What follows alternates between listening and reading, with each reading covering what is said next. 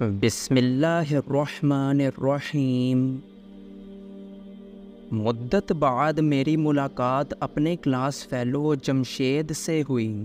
وہ ایک من چلا اور دل پھینک نوجوان تھا، لیکن خدا نے اس میں ایسی کشش رکھی تھی کہ جس سے بات کرتا دل موہ لیتا تھا۔ اس کا گھر ہمارے گھر کے بالکل سامنے تھا اور ہم ایک ایسے پوش علاقے میں رہتے تھے جہاں قطار در قطار بنگلے بنے ہوئے تھے۔ سامنے جمشید کے والد کا مکان تھا اور ہمارے برابر میں شرمین کا گھر تھا۔ شرمین کے ساتھ پڑوسی ہونے کے ناطے میری دوستی تھی، تاہم بلا سبب میں اس کے گھر نہیں جاتی تھی کیونکہ 2 ماہ قبل یہ لوگ یہاں آئے تھے۔ ایک دن جمشید سیڑھیاں اتر رہا تھا، اچانک اس کی نظر ہمارے برابر والے بنگلے کی ایک کھلی کھڑکی پر پڑی۔ سامنے ہی شرمین کا کمرہ تھا۔ وہ اپنے قلم سے کچھ تحریر کر رہی تھی۔ اسے دیکھ کر جمشید ششو پنج میں پڑ گیا کہ اس نازنین کو اس نے پہلے بھی کہیں دیکھا ہے۔ دراصل وہ اپنے چچا کے گھر مری میں 3 ماہ کی چھٹیاں گزار کر آیا تھا۔ اسی محویت میں اپنے گھر کی سیڑھیوں پر ایک بت کی طرح کھڑا تھا کہ اس نازنین کو محسوس ہوا کہ کوئی محویت سے اس کو دیکھ رہا ہے۔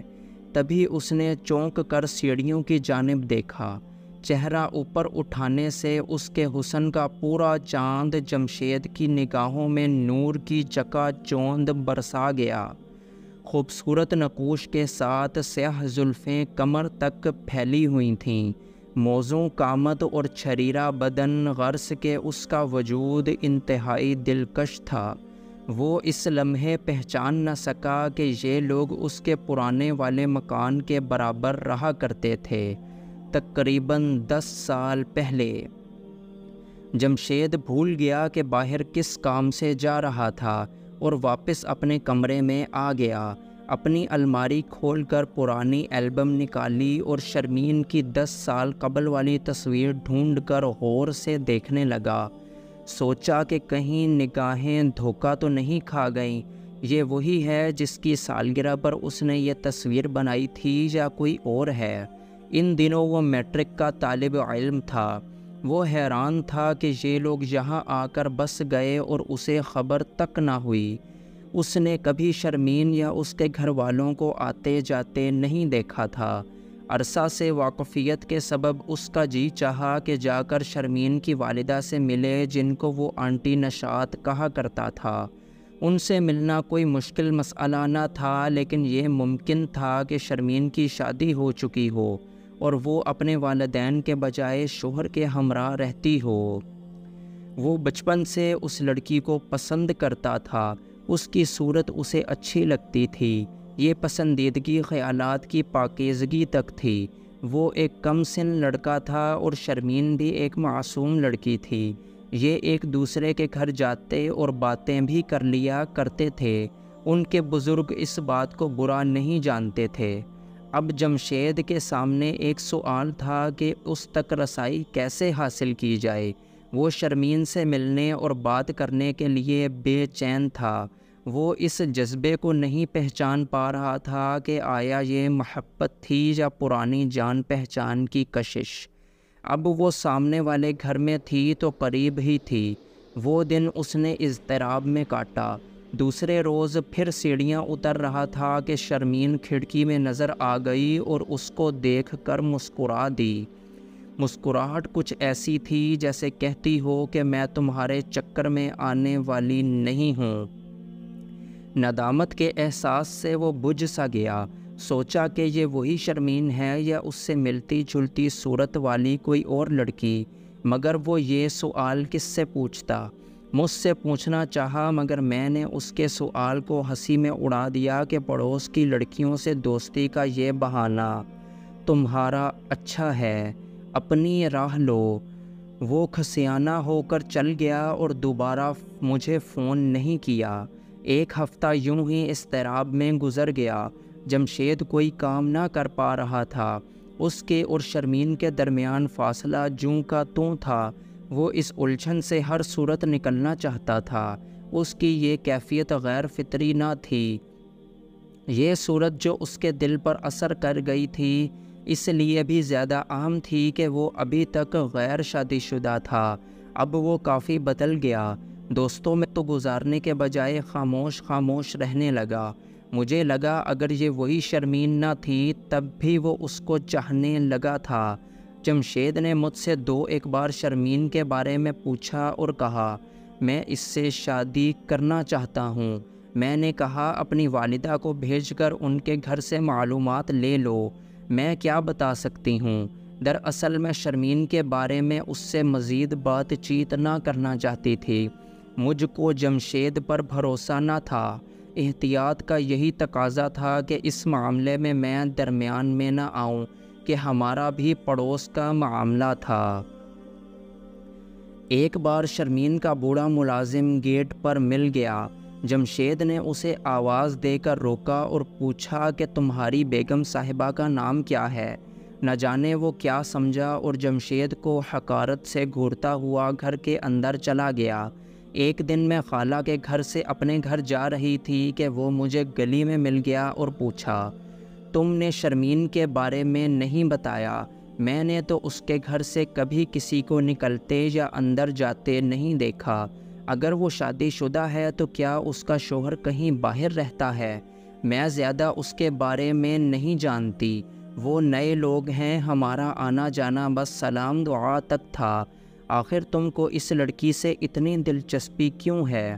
اس لیے کہ اگر یہ شادی شدہ ہے تو میں اس کا خیال چھوڑ دوں گا، کیونکہ میں کسی کی ازدواجی زندگی برباد کرنے کا قائل نہیں۔ لیکن اگر یہ غیر شادی شدہ ہے تو اس سے الفت کا رشتہ استوار کرنے سے پہلے میں اس کے ارادے سے واقفیت حاصل کرنا چاہتا تھا۔ میں بیچارے جمشید کے خوابوں کے بارے میں سوچ کر مسکرا دی۔ میرا خیال تھا کہ بہت جلد اس کو شرمین کے گھرانے سے متعارف ہونے میں کامیابی ہو جائے گی، مگر ایسا نہ ہوا۔ اس تلخی نے اس کی اچھی بھلی خوشگوار زندگی میں زہر کھول دیا۔ وہ اس کے جذبات سے بھی واقف نہیں تھا۔ وہ کبھی کبھی اسے دیکھتی اور مسکرا دیتی اور کبھی تغافل سے کام لیتی، دیکھ کر آنکھیں چرا لیتی اور تجاہل عارفانہ برتنے لگتی۔ جمشید کے جذبات ایسے تھے کہ نہ باغ ہاتھ میں تھی نہ پاہی رکاب میں۔ شرمین کے حسن کا جادو اس کے اعصاب پر سوار ہو گیا تھا۔ وہ کہیں آتی جاتی تھی، تمام وقت گھر میں رہتی تھی۔ ہر شام خود کو قد آدم آئینے کے سامنے کھڑی ہو کر سنوارتی تھی، شادی شدہ عورتوں کی مانند سنگھار کرتی، پھر اپنے سجے ہوئے سراپے کا جائزہ لیتی، لیکن تیار ہو کر جاتی کہیں نہ تھی، بس کھڑکی میں آ کر باغ میں جھانکتی رہتی، جیسے اس کے من کا مالک اسی باغ میں کہیں چھپا بیٹھا ہو۔ اس نے جمشید کو کوئی ہلکا سا اشارہ بھی نہیں کیا تھا کہ وہ بھی اس کو مخاطب کرنے کی جرت کر گزرتا۔ 2 ماہ یوں ہی پریشان رہا وہ، تاہم شرمین کے سینڈلوں کے خطرے کے کارن اس سے مخاطب نہ ہوا اور دبکا رہا اور از خود آواز دے کر اس کی توجہ پانے کی کوشش نہیں کی۔ اس نے بالواسطہ اظہار کے سارے ارادے ترک کر رکھے تھے، تبھی وہ بھی مایوس ہو گئی۔ ایک حسین شام جب کہ وہ سیڑھیوں سے اتر رہا تھا تو اس نے کھڑکی میں آ کر اپنی کلائیوں میں پڑی چوڑیاں کھنکھنائیں۔ وہ ہمہ شرمین کی جانب متوجہ ہو گیا۔ تبھی ایک لیچی جو کاغذ کے ٹکڑے میں لپٹی ہوئی تھی اس کے سامنے آ گری۔ اس نے وہ گولی اٹھا لی، اس پر لپٹا ہوا کاغذ کھولا۔ لکھا تھا رات 8 بجے ان سیڑھیوں پر ملاقات ہوگی، فقط شین۔ اس نے اس کاغذ کے ٹکڑے کو جیب میں محفوظ کر لیا اور اپنے کمرے میں آ گیا۔ آج اس کی سوچ کے دھارے ایک خوشگوار سمت میں مڑ چکے تھے۔ گویا شرمین کو میرے جذبات کا علم ہے، وہ میرے حال سے واقف ہے، تو یہ بناؤ سنگھار واقعی میرے لیے تھا۔ اس نے مجھے فون پر بتایا۔ اس ننھی منی تحریر نے بیچارے جمشید کی کتنی بڑی مشکل آسان کر دی تھی۔ اب اسے اگلی رات کا شدت سے انتظار تھا۔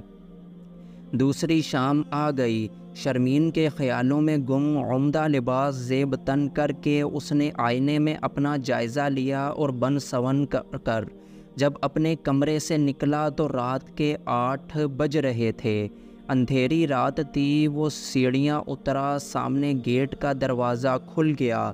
وہ اپنے گیٹ سے نکل کر تیزی سے جمشید کے صحن میں آ گئی اور اس کی سیڑھیوں سے اوپر گئی۔ اس جگہ جہاں وہ کھڑے ہو کر اس کی کھڑکی سے اسے دیکھا کرتا تھا وہ سرخ رنگ کے ملبوس میں تھی۔ اس نے خود کو اتنا سجایا تھا کہ سچ مچ کی عروس لگ رہی تھی۔ اس کے لباس میں لگی خوشبو اتنی تیز تھی کہ ہمارے گھر تک آ رہی تھی، جیسے سارا جہان مہک گیا ہو۔ مدھم روشنی میں وہ باتیں کر رہے تھے اور میں چھت سے ان کو دیکھ رہی تھی۔ آج مجھے اندازہ ہو گیا کہ دوری اور قربت میں زمین و آسمان کا فرق ہوتا ہے۔ دوری آگ اور قربت ٹھنڈک تھی۔ وہ اس کو پا کر اپنی منزل تک پہنچ گیا تھا۔ وہ ایک بھٹکا ہوا مسافر تھا، شرمین اس کی منزل تھی۔ دونوں دیر تک ساتھ رہے۔ اس کے بعد ایسے لمحات بار بار آئے جب ساری دوریاں مٹ گئیں اور اس کی بے چینی روح کو قرار آ گیا۔ یہ سلسلہ 3 ماہ چلا۔ پھر گاؤں سے جمشید کے والدین لوٹ آئے۔ وہ اسے لینے آئے تھے کہ اس کی شادی کر دینا چاہتے تھے۔ انہوں نے گاؤں میں ایک کم سن گھریلو لڑکی جو ان کی رشتہ دار تھی پسند کر لی تھی اور چاہتے تھے کہ جمشید بھی ایک نظر حبا کو دیکھ لے تاکہ وہ اس کی شادی کی تاریخ مقرر کر دیں۔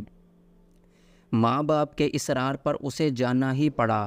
بھولی بھالی حبا اس کو بے حد اچھی لگی، معصوم، کم سن اور شرمائی سی۔ اس پاکیزہ صفت دوشیزہ نے اس کے دل میں گھر کر لیا۔ ماں سے کہا، مجھے حبا سے شادی پر کوئی اعتراض نہیں۔ گاؤں سے آ کر اس نے سوچا، ابھی تک میں نے شرمین کی نجی زندگی کے بارے میں کوئی سوال نہیں کیا، جبکہ میں تنہا زندگی کے اہم فیصلے نہیں کر سکتا۔ لہٰذا اس نے شرمین سے سوال کیا کہ مجھے بتاؤ اپنے گزرے دنوں کی بارے میں۔ والد وفات پا گئے تھے، ماں بیمار ہے اور بھائی اسے امریکہ لے گئے ہیں۔ میں پرانے ملازم بابا شاداب کے ہمراہ رہتی ہوں۔ اس کی بیوی کبھی یہاں آ جاتی ہے اور کبھی گاؤں اپنے بچوں کے پاس چلی جاتی ہے۔ آج کل اماں صابرہ گاؤں گئی ہوئی ہے، اس کی بیٹی کے لڑکی پیدا ہوئی ہے، کچھ دنوں بعد آ جائیں گی۔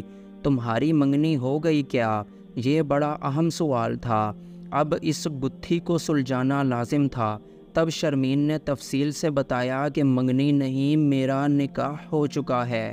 والد صاحب اپنی زندگی میں میرا نکاح ٹیلی فون پر اپنے بھتیجے فرحان سے کروا گئے تھے، جو امریکہ میں رہتا تھا۔ نکاح کو 5 برس گزر چکے ہیں مگر وہ ابھی تک نہیں آیا ہے۔ والد صاحب میرے نکاح کے 1-2 برس بعد جیے۔ وہ اس کو آنے کو کہتے تھے اور فرحان ٹال مٹول سے کام لیتا تھا۔ بعد میں والدہ سے بھی ٹال مٹول کرتا رہا۔ اب بھائی کے پاس امی گئی ہیں، دیکھو کیا ہوتا ہے۔ 5 برس میں نے انتظار کیا ہے، اب اور نہیں کر سکتی۔ اب تو ہر صورت طلاق لوں گی۔ مجھے لگتا ہے کہ خود بخود وہ طلاق کے کاغذات کسی روز بھجوا دے گا، کیونکہ وہ بھی شادی کر چکا ہوگا۔ چچا چچی بھی وہاں ہیں مگر مہر بالب ہیں، نہ جانے کیا معاملہ ہے۔ جمشید نے کہا، شرمین تم نے برا کیا، مجھے پہلے سے بتایا ہوتا کہ تم شادی شدہ ہو تو میں تم سے یوں کبھی نہ ملتا۔ وہ بولی، ٹیلی فون کا نکاح بھی کوئی نکاح ہوتا ہے؟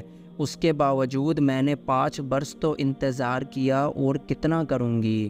مجھ کو کس جرم کی سزا مل رہی ہے؟ ٹھیک ہے مگر نکاح تو نکاح ہوتا ہے۔ جب اتنا انتظار کیا تو تھوڑا سا اور بھی کر لیتی، اپنی والدہ کو تو آنے دیتی کہ کیا جواب لاتی ہیں۔ تمہارے چچا چچی سے تو وہ بات کریں گی نا۔ اب ایک دن بھی اور مجھ سے انتظار نہیں ہو سکتا، چند ماہ تو بڑی بات ہے۔ اب تم مل گئے ہو تو اب تم ہی میری منزل ہو۔ اب جواب سے جمشید بہت ڈسٹرب ہو گیا۔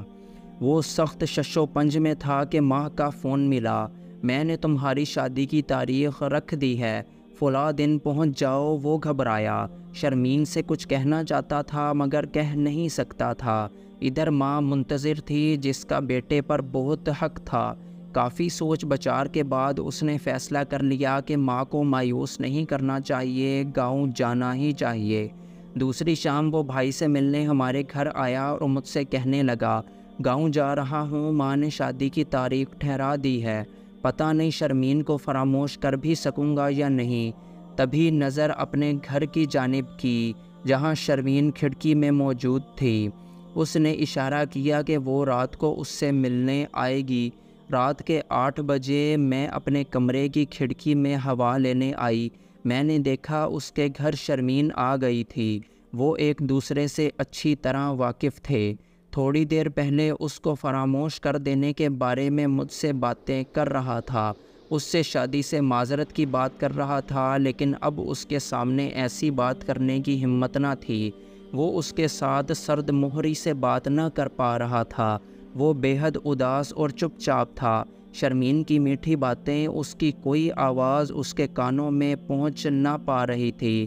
تبھی جمشید کی سرد مہری اسے کھل گئی۔ وہ سمجھ گئی کہ جمشید کسی گہری سوچ میں ہے۔ اس نے کہا، جو مسئلہ ہے مجھے سچ سچ بتا دو۔ اسے بتانا ہی پڑا۔ ٹھیک ہے، کچھ دنوں قبل جب تمہاری امی تمہاری شادی کا سندیسہ لائی تھیں، تم تب ہی مجھ کو آگاہ کر دیتے۔ تم ان کی خوشی پوری کرو، میں تمہارے راستے سے ہٹ جاتی ہوں۔ شرمین کے یہ کہنے پر جمشید جو پریشان تھا پرسکون ہو گیا اور ہلکا پھلکا ہو کر گاؤں چلا گیا۔ اس کی شادی ہبہ سے ہو گئی۔ اس کو وہ حور مل گئی جو سچ مچ اسی کی تھی۔ شریک حیات کو پا کر اس کو ایسا محسوس ہوا کہ جیسے اس کو کبھی کسی سے محبت تھی ہی نہیں۔ شادی کے بعد جمشید نے وہ گھر چھوڑ دیا۔ بیوی کے ساتھ وہاں رہنا مناسب نہ جانا۔ جہاں سامنے شرمین کا گھر تھا اور دوسرے علاقے میں فلیٹ لے کر ہبہ کے ساتھ نئی زندگی کی شروعات کر دی۔ مدت تک وہ نہ ہمارے گھر آیا اور نہ ملاقات کی۔ ہم سمجھے کہ وہ کسی دوسرے ملک چلا گیا ہے۔ کچھ عرصہ بعد شرمین کی والدہ اس کے چچا اور چچی کے ہمراہ امریکہ سے لوٹ کر آ گئیں۔ بیٹا بھی ساتھ تھا۔ فرحان نے ابھی تک نکاح نہ کیا تھا۔ اس نے نکاح کی لاج رکھ لی اور اپنی منکوحہ کو لے کر امریکہ چلا گیا۔ شرمین کی قسمت اچھی تھی کہ خدا نے اسے مزید بھٹکنے سے بچا لیا۔ شرمین کو منزل مل گئی اور جمشید کو بھی۔